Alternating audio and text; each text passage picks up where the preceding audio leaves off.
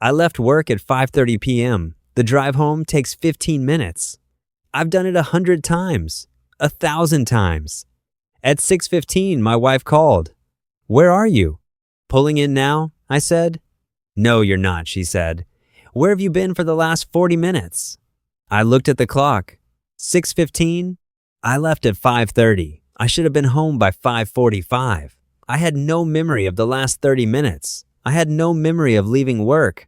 I had no memory of the drive. I sat in my car, in my driveway, staring at my phone, trying to remember something.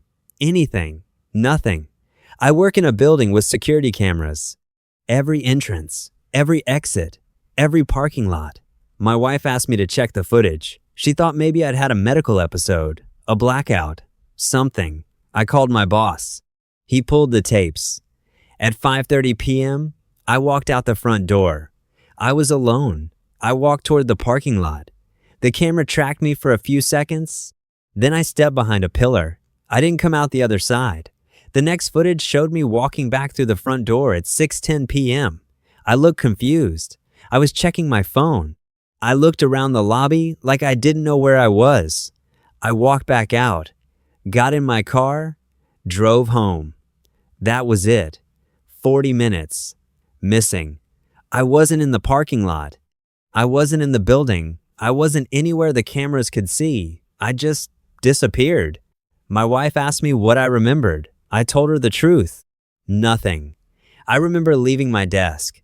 I remember walking down the hallway. I remember pushing open the front door. After that, nothing. I don't remember walking to my car. I don't remember driving. I don't remember anything until her call brought me back. I sat in my car for a long time, trying to piece it together. I looked at my odometer. It was the same as when I left work. I checked my gas tank. Full. I never stopped for gas. I didn't buy anything. There were no receipts in my pockets. No texts. No calls. My phone was in my pocket. No activity for 40 minutes. I looked at my hands. They were clean. My clothes were the same. Nothing was different, except the missing time. I went inside. My wife was waiting. She asked me where I'd been. I told her I didn't know. She didn't believe me. We drove back to my work. We walked the route I always take, from the front door to the parking lot. The pillar where the camera lost me. There was nothing special about it, just a concrete pillar. Behind it, a clear path to the parking lot. No doors. No tunnels. No way to disappear. My wife stood there, looking around, trying to understand. She asked me to walk it again. I did. The camera tracked me. This time, I came out the other side. No missing time, no glitch. We watched the footage. I walked behind the pillar. 2 seconds later, I walked out. Normal. Nothing happened. My wife asked me to check the footage from that night again. My boss pulled it up. The same thing. I walked behind the pillar. I didn't come out. For 40 minutes, I didn't exist. Then I walked out, confused, lost, staring at my phone like I'd never seen it before. I've thought about those 40 minutes every day since. I've tried to remember. I've tried to find answers. I've driven that route 100 times, looking for something familiar. Nothing. I've seen doctors, neurologists, psychiatrists. They ran tests, scans, blood work. Everything came back normal. No stroke, no seizure, no blackouts. One doctor asked if I'd ever had episodes of lost time before. I told him no. He asked if I was under stress. I told him no more than usual. He asked if I'd been sleeping well. I said yes. He said sometimes the brain does strange things, blocks out trauma, creates gaps. He asked if I'd ever been in an accident. I said no. He shrugged, said it was a mystery. Some things don't have answers. I dream sometimes. Fragments, images I can't place. A dark road, trees on both sides, headlights cutting through fog, a light in the distance, someone calling my name. I wake up with my heart pounding. I lie there, staring at the ceiling, trying to hold on to the dream. It slips away, every time. My wife says I talk in my sleep sometimes, words she doesn't recognize, a language she's never heard. I tell her it's nothing, just dreams. But I wonder I wonder if those 40 minutes are in there somewhere, hidden, waiting to come back. I wonder if I want them to. I still work in that building. I still walk past that pillar every day. I still look at it sometimes, wondering what happened behind it, wondering where I went. I've asked other people if they've ever lost time. Most of them laugh, say they've driven home on autopilot, forgot the trip, but they always remember something. A song on the radio, a red light, something. I remember nothing. 40 minutes. Gone. Like they never existed. I don't know where I was. I don't know what happened. I don't know if I want to find out. But sometimes, late at night, I close my eyes. I let my mind drift. I let myself fall into that empty space. And I wonder if I'll come back this time. Story 2. We walked into an old house, abandoned, boarded up. We'd passed it 100 times. That day, the boards were loose. We decided to look inside. The door opened easily. We stepped into a dusty hallway. Normal, empty, quiet. We walked through a few rooms, looked around, nothing special. Then we turned to leave. The door was still there. But behind it was another room. Not the outside, not the yard. Another room, one we hadn't seen before. We tried the back door. Same thing. Door to nowhere. Room behind room. Corridors that looped back on themselves. We were trapped. It was a weekend.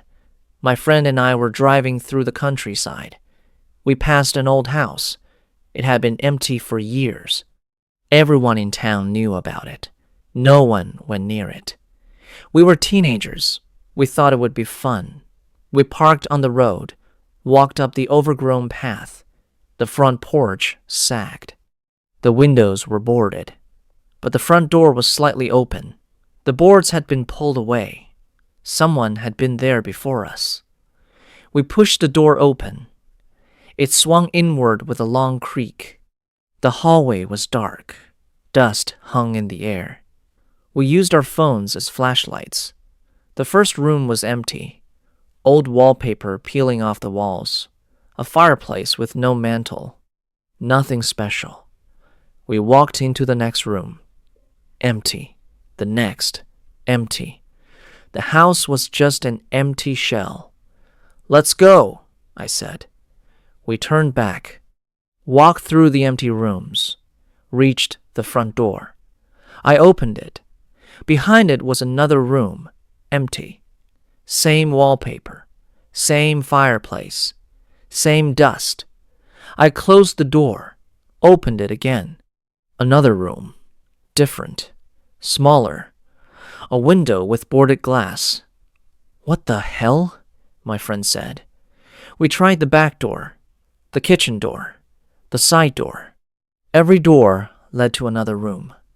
Rooms we hadn't seen before. Rooms that didn't exist on the way in. We tried to retrace our steps, walked back through the hallway. The rooms kept changing. A bedroom with a broken bed, a bathroom with no sink, a closet that opened into a hallway that led nowhere. We walked for what felt like an hour. Every room looked the same. Same wallpaper, same dust, same silence. But the windows showed different things. One window showed the front yard. Another showed the back. One showed the side yard with our car still parked on the road. Another showed a field we'd never seen before. We tried to break a window. The glass didn't break. We tried to kick through a wall. The wall didn't move. We were trapped. In one room, I noticed a clock on the wall. It was stopped at 2:15. I pointed it out to my friend. He looked at his phone. 2:15. My phone said 2:15 too. We walked into the next room. Another clock. Same style. Different time. 3:47. We checked our phones. Still 2:15. We walked into another room. 11:02. Our phones 2:15. The clocks weren't just wrong. They were all different, and they were moving. The second hands were ticking, but they weren't keeping the same time. My friend started to panic. He grabbed my arm. "We need to get out, now." I didn't know how. We tried the front door again. This time, when I opened it, I saw the yard, our car, the road. Everything looked normal. We ran, didn't look back, got in the car, drove away. We didn't say anything for miles. My friend was shaking. I was shaking. We pulled over at a gas station, checked our phones. The time was 4:30 p.m. We'd been in the house for over 2 hours. It felt like 20 minutes. We drove back to the house. We wanted to see it again, see if it was real, see if we'd imagined everything. The house was different. The boards were back, nailed tight. The door was locked. The paint was a different color. The roof was different. The yard was overgrown in a way that didn't match the photos we'd taken before. We drove past it a few times. It didn't change. It looked like it had always looked. But we knew it wasn't the same. We never went back. We never talked about it much. My friend moved away a few years later. We lost touch. But sometimes I drive past that road. The house is still there, boarded up, empty. No one goes near it. I wonder sometimes if the door is still loose, if someone else has found it, if they got lost inside, walking through rooms that shouldn't exist, looking for a way out that keeps moving. I wonder what we walked through. The same rooms, over and over. The clocks that didn't match. The windows that showed us a world we couldn't reach. And I wonder, if we'd stay longer, would we have found the door? Or would we still be there, walking through empty rooms, watching the clocks tick different times, waiting for a way out that never comes? I don't believe in ghosts. I don't believe in curses. I believe in what I saw. And what I saw was a house that didn't want us to leave. We got lucky. We found the door. We got out. But sometimes, late at night, I think about the rooms we didn't see, the corridors that looped back on themselves, the clocks that counted different hours, the windows that showed us a world that wasn't ours. And I wonder if the house is still there, waiting for someone else to open the door, waiting to close behind them, waiting to keep them walking through empty rooms, looking for a way out. I don't go near it anymore. But sometimes, when I drive past, I slow down. I look at the windows. I look at the door, and I wonder if it's open. Story 3. I found a photo of my grandmother when she was young. She was standing with her friends. Everyone was smiling. Normal photo, 1970s. Long before I was born. I was looking at the faces, trying to match them to names my grandmother had told me, and then I saw her, in the background, standing by a tree, looking right at the camera. She was wearing my clothes, my jacket, my jeans, my hair, my face. I was in a photo taken 40 years before I was born. My grandmother died last year. I inherited her photo albums, boxes of them, pictures from her childhood, her wedding, her travels, her life. I spent weeks going through them, putting them in order, labeling the people I recognized. One afternoon, I was looking at a photo from the 1970s. She was with her friends, standing in front of a house I didn't recognize. I was scanning the faces, trying to figure out who everyone was, and then I saw her, in the background, standing by a tree, half hidden behind a branch. She was wearing my jacket, the one I bought in college, my jeans, the ones with the rip in the knee. My hair was the same. My face was the same. I stared at the photo for a long time. My hands were shaking. I put it down. Picked it up again. It was me. I called my mother. Asked her if she knew the people in the photo. She didn't. She said it was before her time. I asked her if I had a twin. A cousin who looked like me. Someone in the family who might have been there. She said no. She asked why. I told her. She laughed. Said I was imagining things. Said photos can be blurry. Faces can look like other faces. I sent her the photo. She didn't laugh when she saw it. "I don't know who that is," she said. "But it looks like you." I asked my grandmother's friends. They didn't remember. I asked neighbors, relatives, anyone who might have been there that day. No one knew who the girl by the tree was. I found more photos from that day. The same group, the same house, the same tree. The girl was in some of them, not all. Sometimes she was looking at the camera. Sometimes she was looking away. Sometimes she was just standing there, waiting. In one photo, she was looking right at me, through the lens, through the years. I felt like she knew I'd be looking. I went through the rest of the albums. Nothing else from that day. No other photos of the girl. I called my mother, asked if my grandmother kept a diary. She said yes, somewhere. In the attic, maybe. I drove to my grandmother's house, found the diaries in a box, dozens of them, years of her life. I started with the year the photo was taken, read through her entries. Small things, what she did, who she saw, what she thought, and then I found it. Today I met a strange girl. She was standing by the tree when we arrived. She looked lost. I asked her name. She said it was the same as mine. I asked where she was from. She said she didn't know. I asked her what she was doing there. She said she was waiting. I don't know what she meant. The next day, the girl was gone. I asked my friends if they saw her. They said no. They said I imagined her, but I didn't. She was there. She looked like someone I'd know, someone I'd love. I don't know how to explain it. A week later, I keep thinking about the girl. She looked so familiar. I asked my mother if we had relatives in the area. She said no. I asked if anyone in the family had a daughter who looked like me. She said no. I asked her if she believed in ghosts. She laughed. The last entry about the girl was from a month later. I saw her again today, in town. She was walking down the street. She was wearing strange clothes, like from the future. She looked at me, smiled. Then she turned the corner and was gone. I ran after her. She wasn't there. I asked a shopkeeper if he saw her. He said no. I asked him if I looked crazy. He said yes. I sat there for a long time, holding the diary. My grandmother had seen me years before I was born. She didn't know who I was, but she felt something. She knew I was someone she would love. I looked at the photo again. The girl by the tree, my clothes, my face, my hair, looking at the camera, waiting. Was it me? Some version of me? A glitch in time? A parallel life? I don't know. I don't know if it was real.